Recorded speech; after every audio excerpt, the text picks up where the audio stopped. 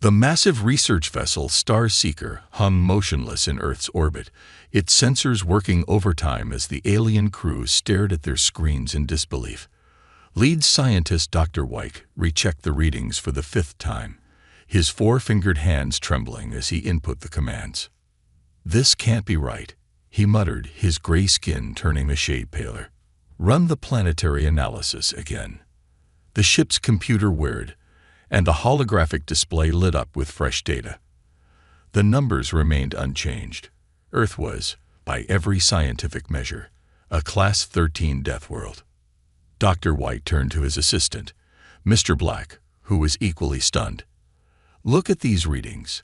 Extreme temperature variations from -60 to +50 degrees in different regions. Gravity at 9.8 meters per second squared. Oxygen levels high enough to make most planets burst into flames. And the natural disasters." He paused, scrolling through the list. Earthquakes, volcanoes, hurricanes, tornadoes, floods, and tsunamis, all active and frequent. "But sir," Mr. Black pointed at another screen showing bustling cities, "there's clearly intelligent life down there. Billions of them." "That's what makes this impossible," Dr. White replied. "No species has ever survived on a Class 13 world, let alone built civilizations.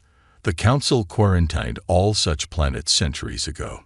The ship's captain, Mr. Gray, entered the research bay.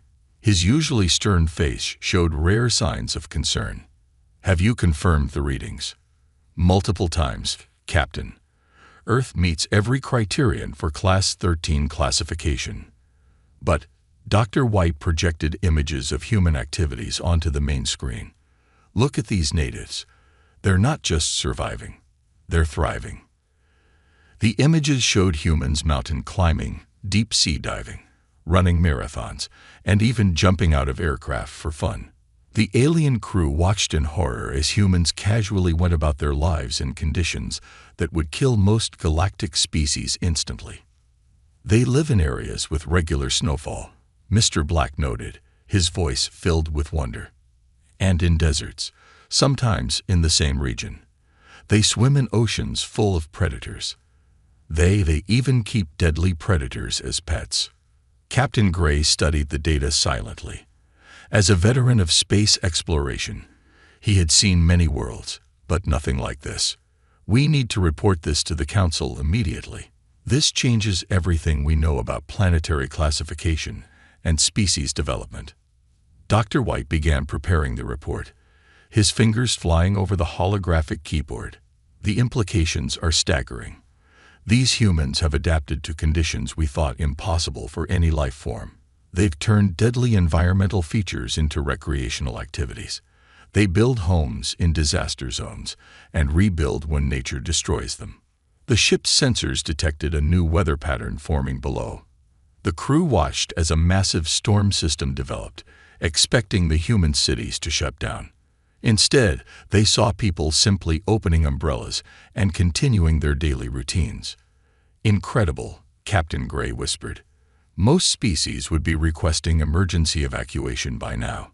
Mr. Black pulled up more data. "Sir, you won't believe this. They have something called extreme sports, where they deliberately seek out the most dangerous conditions for entertainment. They climb their highest mountains, dive into their deepest oceans, and race vehicles at lethal speeds." Dr. White finished his report and sent it to the Galactic Council. "The Council won't like this. It challenges everything we know about species development and planetary habitability. Earth should be a dead world. Instead, it's home to perhaps the most resilient species we've ever encountered." Captain Gray made a decision. "Prepare for first contact protocols. The Council will want to study these humans closely. But be careful. Any species that can thrive in these conditions must be incredibly powerful. We don't want to provoke them." As the Star Seeker's crew began their preparations, they continued to monitor the planet below. They watched as humans went about their lives, unknowingly defying everything the galactic community believed possible. Earth spun beneath them, A beautiful but deadly world that had somehow produced a species that turned impossible conditions into their greatest strength. The discovery would change the galaxy forever, but for now, all they could do was watch and wonder at the remarkable species that called this Deathworld home. Ambassador Green stood nervously at the entrance of the United Nations building in New York. Despite all his diplomatic training, nothing had prepared him for meeting beings who casually lived on a Class 13 Deathworld. His protective suit beeped warnings about the high oxygen content and gravity, which he tried to ignore. Behind him, his security team looked equally uncomfortable. They had insisted on coming, though their weapons seemed pointless now. What threat could they pose to creatures who survived daily conditions that would kill most galactic species instantly? "Welcome to Earth," said the human diplomatic team leader, Mr. Miller, extending his hand. Ambassador Green had been briefed about this handshake custom, but still flinched at the casual display of strength. A human's grip could easily crush his bones. "Thank you for having us," Green replied through his translator. "We are honored to make official contact with your species." As they walked into the building, Green noticed humans casually carrying cups of hot liquid. His sensors indicated the temperature would cause severe burns to most alien species. Yet here were humans, drinking it for pleasure. The meeting room was kept at what humans called room temperature, a range that required Green's suit to work overtime to maintain his body temperature. The human delegates sat comfortably in their light clothing, while the alien delegation sweated in their protective gear. "We've reviewed your initial contact package," Mr. Miller began, "but we're curious why you seem so concerned about our planet's conditions." Green's translator struggled to find diplomatic words.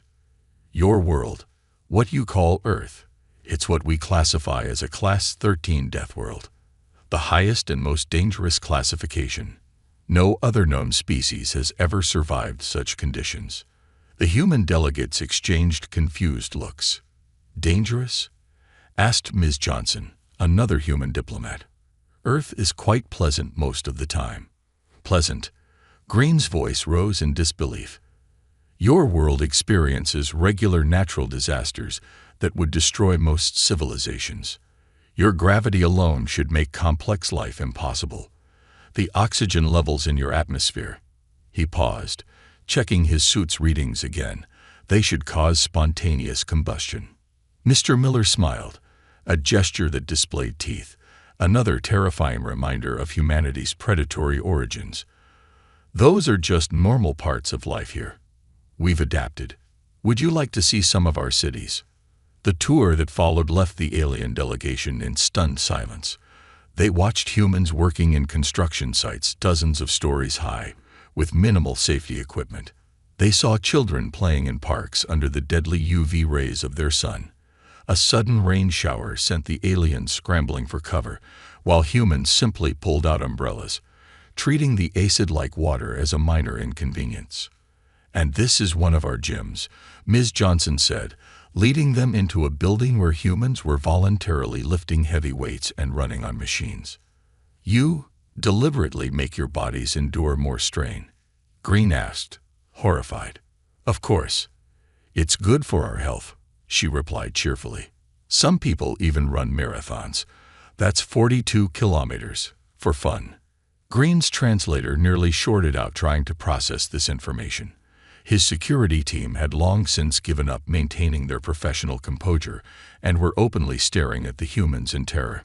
The final stop was a restaurant, where they watched humans casually consuming substances that their scanners identified as capsaicin, a chemical defense compound that would be classified as a biological weapon on most worlds. "This has been enlightening," Green managed to say as they concluded the tour. "The Galactic Council will need to seriously reconsider many of its fundamental assumptions about life and survival."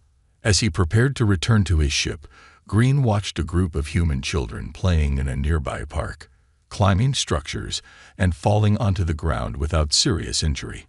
These beings had not just survived on a death world, they had turned its deadly features into sources of recreation and enjoyment. The galaxy would never be the same after this revelation. Humanity wasn't just an exception to the rules, They rewrote the entire rulebook just by existing. Professor Brown's research station orbited Earth like a watchful eye in space. For the past month, his team had been studying humans with a mix of fascination and fear. Their latest test results lay spread across his desk, each one more unbelievable than the last. "Look at this data," he said to his research partner, Dr. Red. "Their endurance capabilities are off our charts. They can literally run their prey to death." Dr. Red adjusted her gravity compensators and looked at the screens. They showed footage of human marathon runners, moving hour after hour under the blazing sun. Their thermal regulation is unlike anything we've seen. They just keep going. And that's not even the most interesting part. Professor Brown pulled up another file. Their bodies produce a chemical called adrenaline. When faced with danger, instead of shutting down like normal species, they become stronger, faster, more alert. The research station's observation room was filled with screens showing different aspects of human life. One screen displayed a human rock climbing without safety equipment. Another showed deep-sea divers swimming alongside massive ocean predators. A third displayed humans practicing something called parkour, literally jumping between buildings for entertainment. "Watch this," Dr. Red pointed to a new video feed. "These humans are walking on hot coals as part of a motivation seminar. They're deliberately exposing themselves to temperatures that would kill most species for personal development." Professor Brown shook his head in amazement. "Their adaptability is incredible. We've recorded them surviving in temperatures from -50 to +50 degrees. They can go days without water, weeks without food. Their bones are dense enough to survive impacts that would shatter most species." The station's computer chimed with new data. This time, it was psychological studies. Dr. Red read through them with growing astonishment. "Their mental resilience matches their physical capabilities," she noted. "They can endure extreme stress, isolation, and fear without breaking. They even seek out situations that trigger these responses. Look at these horror movies. They make for entertainment." Professor Brown pulled up his summary report for the Galactic Council. "We've identified several unique traits that allow them to survive on their Deathworld. First, their sweat glands. They can regulate body temperature better than any known species. Second, their endurance running. They can outlast virtually any prey. Third, their ability to process adrenaline. It turns panic responses into survival advantages.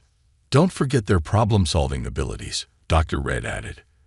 "They've turned every deadly feature of their planet into an advantage. Too cold. They invented heating. Too hot. Air conditioning. Dangerous predators. They made them into pets. Natural disasters. They built warning systems and stronger buildings." The station's alerts suddenly blared.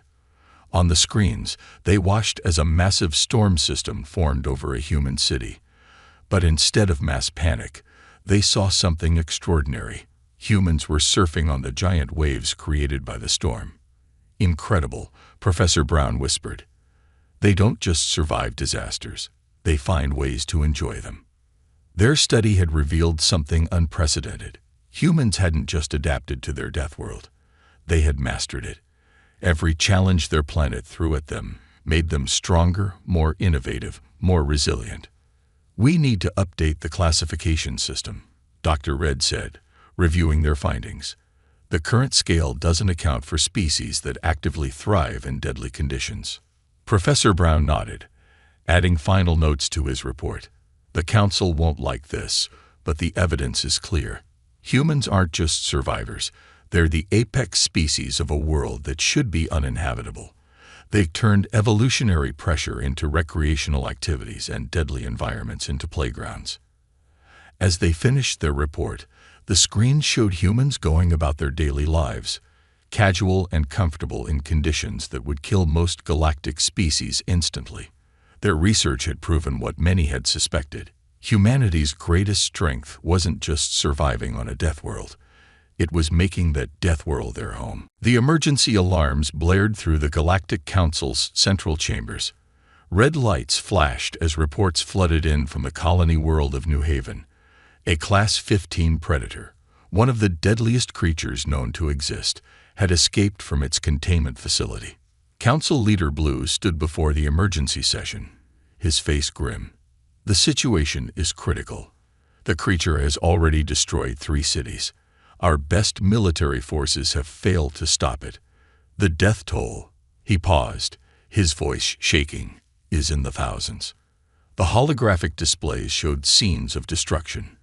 The predator, a massive beast that combined the worst aspects of Earth's ancient dinosaurs and deep-sea monsters, tore through everything in its path. Conventional weapons bounced off its armored hide.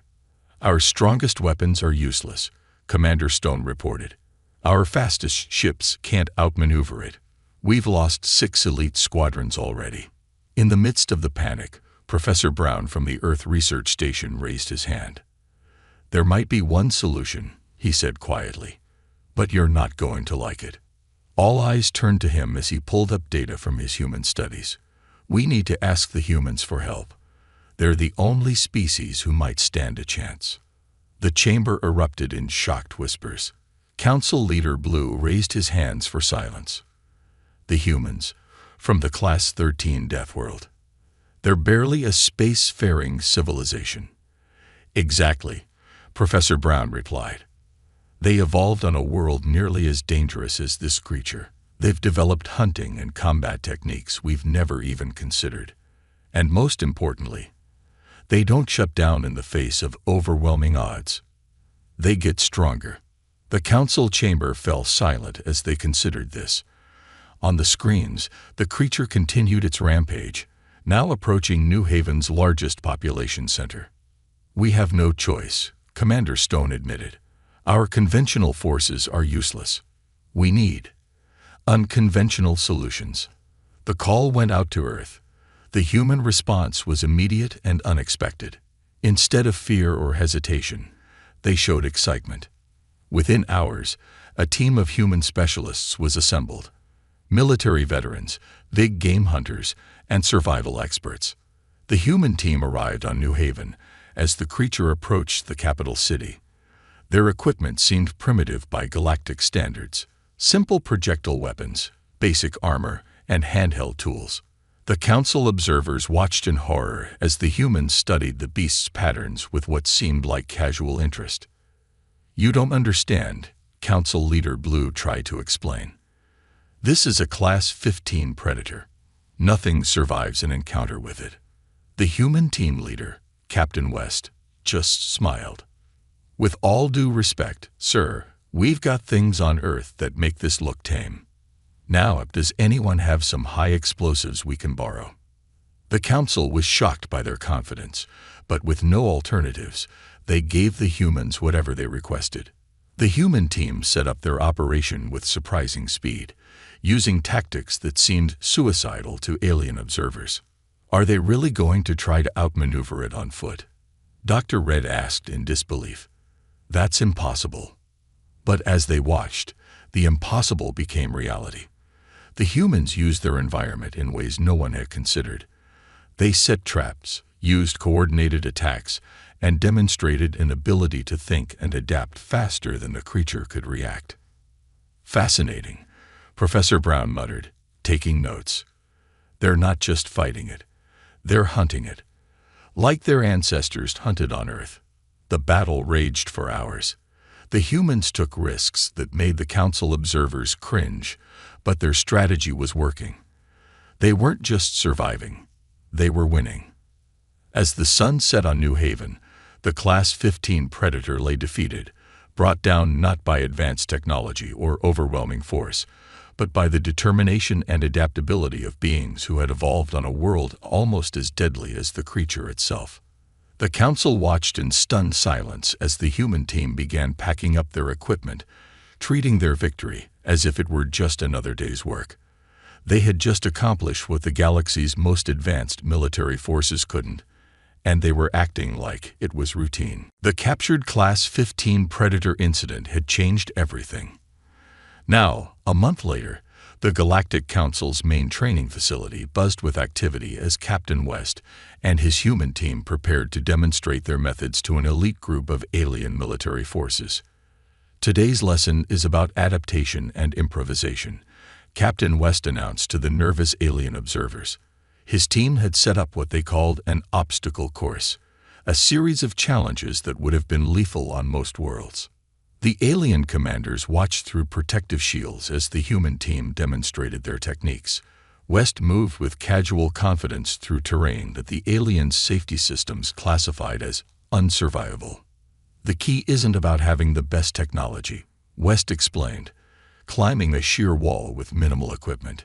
It's about understanding your environment and using it to your advantage. Commander Stone watched in amazement as the humans demonstrated survival techniques that defied conventional military doctrine. They showed how to make shelter in extreme conditions, find water in seemingly barren environments, and handle combat situations with minimal resources. Notice how they used their surroundings, Professor Brown commented from the observation deck. Everything is a potential tool or weapon to them. It's how they survived on Earth. The demonstration moved to the combat arena. The alien officers flinched as the humans engaged in close-quarters combat training. The speed and violence of their movements seemed impossible for beings from a high-gravity world. Your species relies too much on energy weapons, West explained, showing basic hand-to-hand combat techniques. Sometimes the simplest solutions are the most effective. We learned that fighting predators on Earth. One of the alien commanders, Officer Gray, raised his hand. But how do you overcome the fear? Our species' natural instinct is to freeze or flee from such dangers. West smiled. That's the biggest difference. Humans don't just fight or flee. We adapt. Fear makes us stronger, sharper. We call it getting an adrenaline rush. The training continued with survival scenarios. The humans showed how they could endure extreme temperatures, limited oxygen, and high pressure, conditions that matched their homeworld. Watch this, Professor Brown pointed to the monitors. Their heart rates actually stabilize under stress. Instead of panic, they become more focused. The aliens observed in stunned silence as the humans demonstrated their endurance. They ran for hours in high gravity, swam through freezing water, and navigated hostile terrain without advanced technology. We're not showing you this to impress you, West explained during a break. We're showing you that these skills can be learned. Your species may not have evolved on a Deathworld, but you can adapt like we did. The most dramatic moment came during the emergency response training. The facility simulated a disaster scenario, complete with artificial earthquakes and toxic atmosphere. The human team moved through it like they were taking a casual walk. "This is nothing," one of the human trainers commented. "You should see the conditions during monsoon season back home." By the end of the day, the alien commanders had a new perspective on survival and combat. The humans hadn't just shown them new techniques, they'd demonstrated a completely different way of thinking about challenges. The galaxy is changing, Commander Stone admitted to Professor Brown as they watched the humans pack up their equipment. "We've relied on technology to protect us from harsh environments. These humans, they've shown us how to thrive in them." The training session's success led to an immediate expansion of the program. The Galactic Council authorized the creation of multiple human-led training facilities across the galaxy. As the day ended, Captain West gathered his team for a final demonstration, scaling a sheer cliff face without safety equipment, just to prove it could be done. The alien observers watched, no longer in horror, but in admiration. The humans had turned their Deathworld experience into the galaxy's most valuable training program. They weren't just survivors anymore. They were teachers, showing others how to overcome their own limitations. The halls of the Galactic Council's Central Academy were packed with alien species from across the galaxy. What had started as a small human training program had exploded into the most sought-after survival and combat training in known space. Instructor West, now promoted to training director, watched as another group of alien students attempted the basic obstacle course. In just 6 months, the changes were remarkable. Species that once needed protective suits to function were now adapting to various environments. Their progress is impressive, Professor Brown noted, reviewing the latest data. Look at the Centaurians. They used to collapse in anything above minimal gravity. Now they're running laps in Earth normal conditions. The training facilities had expanded beyond just military applications. Civilian groups were learning human survival techniques, construction methods, and adaptation strategies. Earth's harsh conditions had created a species that excelled at teaching others how to overcome their limitations. The most interesting change isn't physical, Dr. Red observed, watching a group of alien scientists studying human problem-solving methods. It's psychological. These species are learning to think like humans, to see challenges as opportunities rather than threats. In the main training hall, a group of alien students was learning Earth's history of exploration and innovation. The instructor, Lieutenant Park, explained how humans had conquered every environment on their planet. Your civilizations developed by avoiding dangerous conditions, Park explained. We developed by confronting them. That's why we build cities in earthquake zones, tornado alleys, and floodplains. We don't just survive. We adapt and thrive. The revolution wasn't just in training.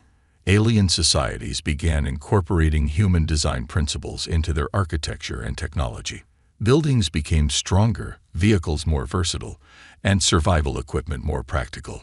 Look at these statistics. Professor Brown showed Commander Stone the latest reports. Species that complete human training programs show a 300% increase in survival rates during natural disasters.